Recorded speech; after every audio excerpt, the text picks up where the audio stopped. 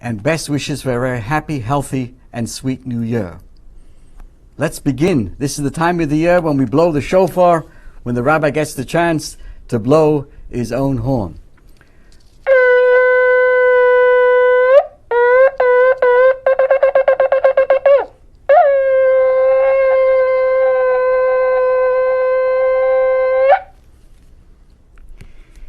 You know, a United States president every 4 years has elections.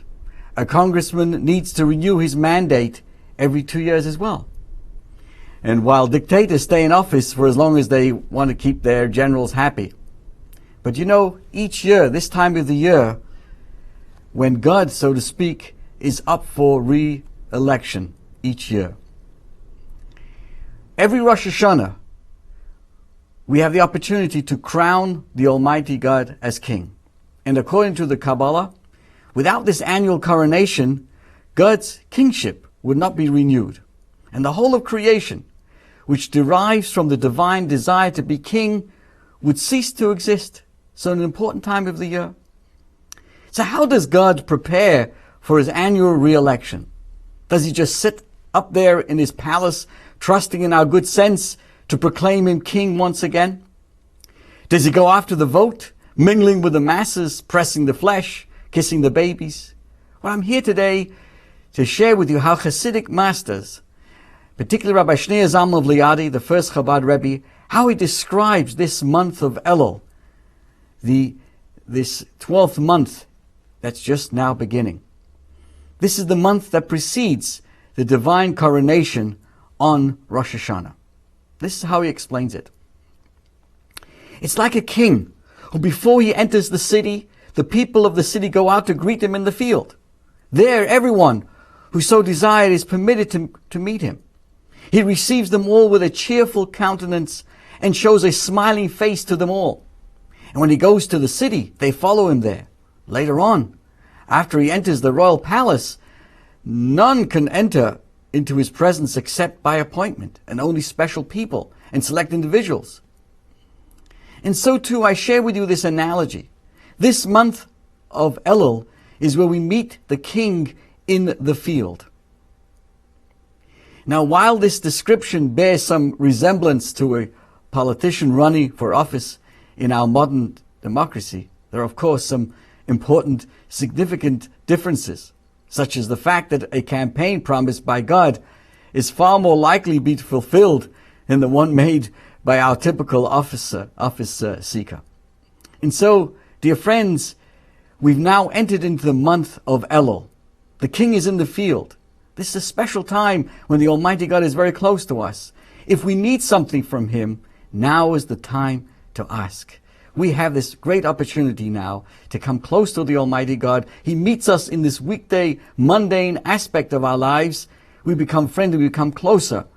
And then, of course, when it comes to the Rosh Hashanah, we're able to join God back in the palace on the Day of Judgment and to be blessed with a very happy, healthy, and sweet new year. And this is what we have in mind by increasing in our learning of Torah and giving charity, and in many ways we prepare ourselves. And the question we ask ourselves today is, who am I? You know, as we come once again to New Year for Rosh Hashanah, a day of thought and reflection and looking forward to a good year, we ask ourselves this question, who am I? This question is as old as life itself. Every philosophy, every religion, every theology, every political and psychological system confronts this question, this most important question. You know, and after all these thousands of years of speculation, we are still somewhat confused of who we are. And therefore today, I'd like to share with you, as we prepare for the high holidays, to reflect on who we really are. Who is it? How we've been blessed to be who we are. And what is our inner workings? And I'd like to share with you perspective of Rabbi Shneur Zalman of Liadi, who explains that we really are, there's not one I, but really we all have three souls. There's three eyes inside of us.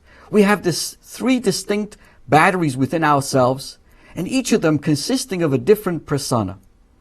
We operate not only on one, but on three levels of consciousness. Sometimes within the same day, sometimes within the same hour. We can operate on any one of these different levels of consciousness. And I would like to share with you so you become familiar with these three distinct personalities that each of us have within ourselves. And not only will we understand ourselves more deeper, but we also will be able to learn how to deal with that perpetual conflict in our own psyche that we constantly have within ourselves. And someone once said, what's the definition of chutzpah? Is when you come to your therapist because of a split personality and you want a group discount. So what's these three stooges, so to speak, inside of us? And please bear with me, because as we stand and prepare ourselves for the new year, it's good to know who we are, what makes us work inside of us, and how we can elevate those personality traits within ourselves. So we have three kind of persons within ourselves. And the Torah explains to us that are actually, because whatever we see in the world is within ourselves. And just like in the world out there, you have land animals, you have birds and fish. In each and every one of us, God has created within ourselves these three categories. I have an animal in me, I have a bird in me, and I have a fish in me. And Rabbi Shneur Zalman of Liadi defines them with these following names. A nefesh habahamis, an animal soul. A nefesh hasichlis, the rational soul. And the third is called the nefesh elokis, the godly soul. So, in simpler words, I have an animal consciousness, I have a rational consciousness, and I have a divine consciousness. And let me explain to you how they work and how we can help them live side by side in a peaceful way. The animal soul is driven by the quest for self-preservation, self-enhancement, self-gratification. In this, the animal soul shares the nature of every physical being, whose most basic tendency is, of course, the self-preservation and the betterment of its own existence. So my animal soul asks me one question in life, and this typically, what is it for me? The rational soul is driven by the quest for understanding. It seeks to look at the world objectively, understand how things are working. It's curious to why female mosquitoes love to bite us. How do volcanoes happen? You know, is light a particle or a wave? So the rational soul inside of us also asks us moral and existential questions. What makes something right or wrong? Is there a purpose in life? What makes us human? You know, where did the universe come from? That's the second soul, the rational soul. And then we have the third soul, the spark of God. There's a godly soul, as the Tanya describes as a fragment of God. That soul sees all of life from the perspective of the singular creator. The divine soul, the neshama, experiences the creator within creation and aspires to be one with the source and the essence of all reality, which of course is God. It gazes at the mosquito, it observes the speed of light, it looks at the droplet of rain, the snowflake. What does it do? It sees the spiritual soul, the engine within the universe. It recognizes the organic oneness behind all of creation. You could call it the spiritual string theory. So the third soul we have, the godly soul, senses the innate, the organic oneness that unites all of us as creations of one God. The godly soul is the God particle within us, allowing us to see things from God's perspective and to appreciate the God particle within everyone and everything around us. I want to share with you a typical little story that happens many times to all of us, and how we would react to it. Asking us ourselves, when we come to this situation, who's talking? Here's the example. I'm driving home from work. I had a long, hard day. I work non-stop. Why? To support myself and my family. Suddenly my wife phones me in the car, and I press answer, hands-free of course, and I smell trouble. Sure enough, she begins with the conversation. Where are you? You said you would be home 90 minutes ago. You know, you're so untrustworthy. Besides, I asked you 100 times to take care of that bill, but you see you never did. I had a miserable day, the kids drove me mad, and your mother came over. I really hate your new schedule. Plus, there's a leak in the bathroom. I need you to call the plumber. And by the way, I thought about it. I really do not want to go surfing next week. Now that's a typical thing that could happen to any one of us. What do? You exhale, you inhale, you exhale. Whoa! Now, how are you going to respond? It all depends which part of you. So let's examine how each of these souls, our animal soul, our rationalistic soul, and our godly soul, could respond to this scenario. Let's examine first how the animal soul would respond. And then we'll go on to the rational, and then how our divine soul would respond. And the next time you're in the similar situation, or you know someone that, think about these three ways of responding. So let's start off with how would the animal soul respond to this little scenario that I just shared with you. Of course, the animal soul is feeling anxious, threatened, belittled. It's there for self-preservation. It reacts kind of impulsively. You know, you're never, ever, ever happy or content. There's always another problem. Stop kvetching already. Go to therapy and get yourself help and leave me alone. I'm sick and tired of this complaining non-stop. You're just like your mother and your father. You make my life miserable. Bang, and you hang up. That's where the animal soul would respond to that scenario. Let's allow the rational soul now to respond. Right? In steps the rational soul. How does that rational soul respond? Let's analyze the situation coolly, calmly, objectively. And it tells you silently, you know, this woman on the telephone, happens to be my wife, is quite stressed out. And, you know, it says to you, your inner scientist, your rationalistic side of you, reflects objectively on all situations and focuses also on the long-term results. Doesn't get swept away with impulsive emotion. Rather, that soul says to you, okay, let's figure out how to, calm the situation.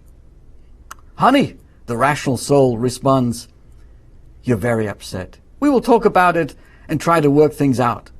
I'll be home soon and we will talk. But you're supposed to be home more than an hour ago. There's really no value in screaming, the rational soul would say. It helps nobody.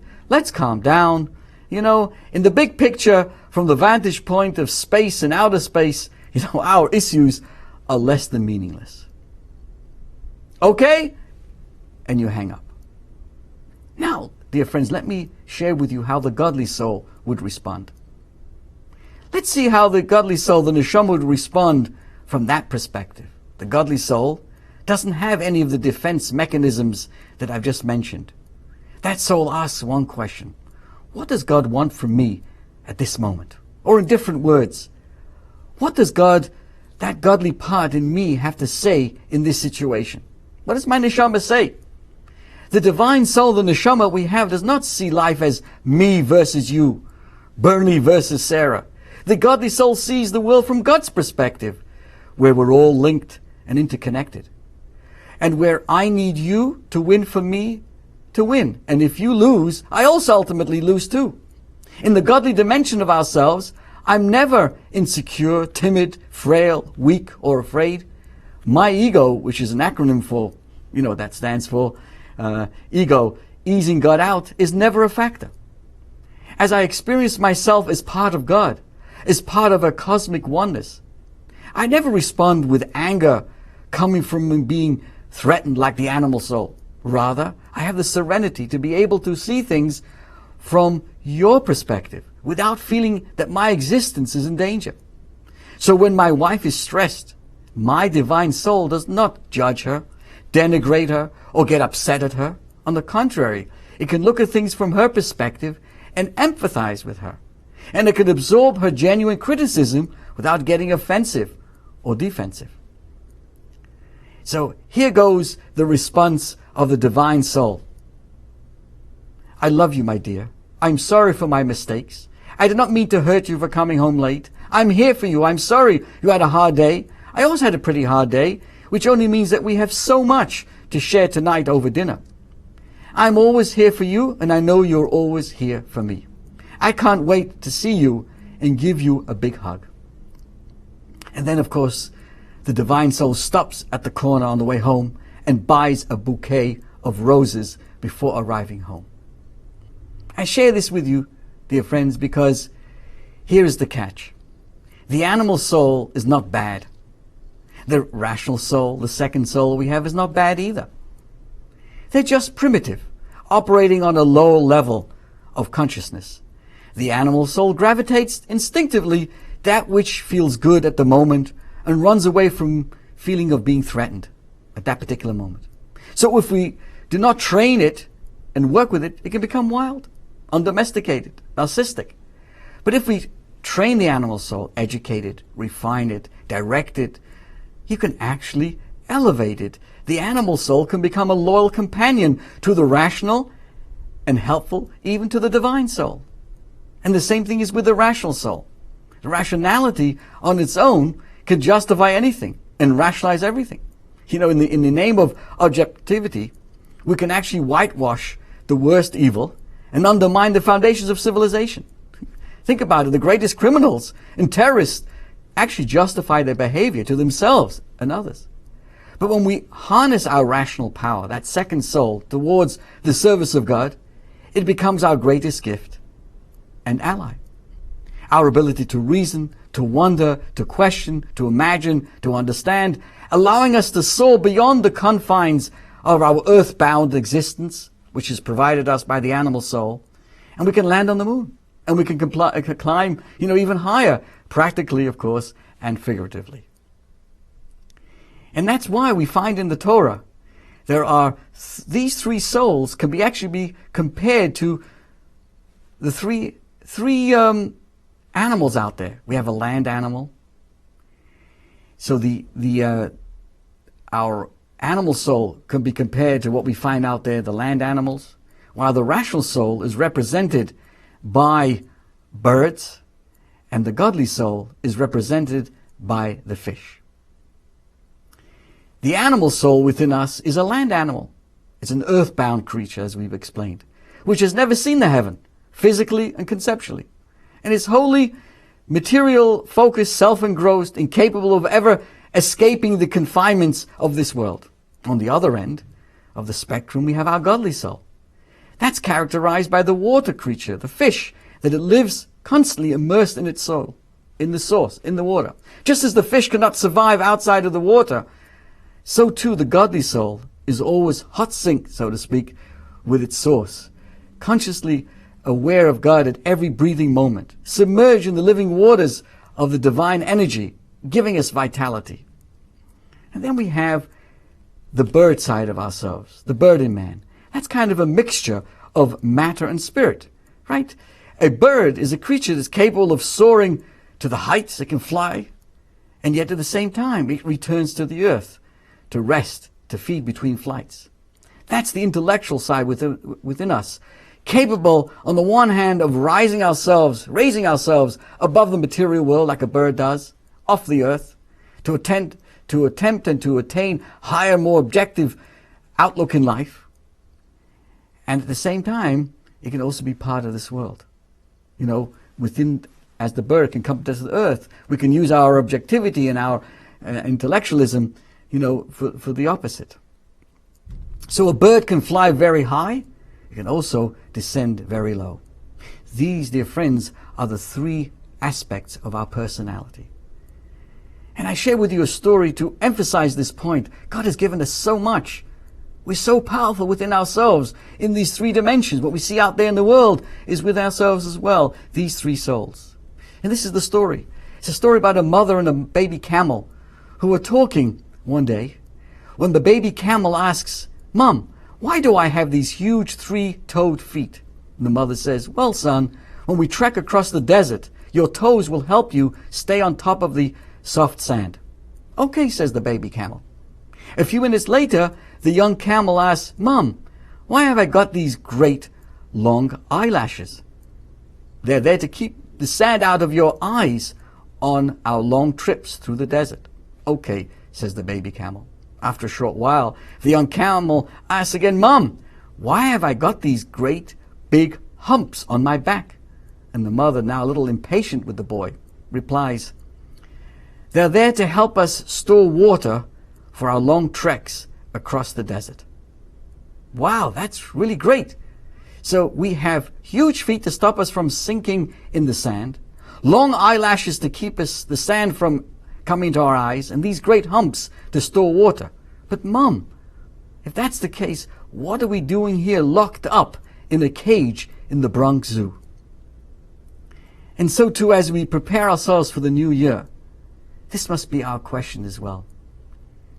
If I have, and you have, and we all have these great qualities, these great characteristics and potentials and great resources, why am I locked up and not actualizing all my God-given opportunities? The new year coming up is a time when we give each other blessings. Blessings for a happy, healthy, sweet new year. Imagine you're ushered into a small room where time has stood for centuries. An oil lamp flickers on the table. Holy books cover every inch on the walls. A tzaddik, a very holy man, pierces his eyes in gentle voice and he pronounces the magic formula. What is that? The blessings. That's the picture that comes to mind. It comes to my mind when I'm thinking about receiving a blessing, when I stood in front of the Lubavitcher Rebbe many, many times to receive his blessings for the good year and for everybody associated. That's what comes to the picture in my mind. Blessings are otherworldly, so to speak, resorted, to some higher power that we need in our life.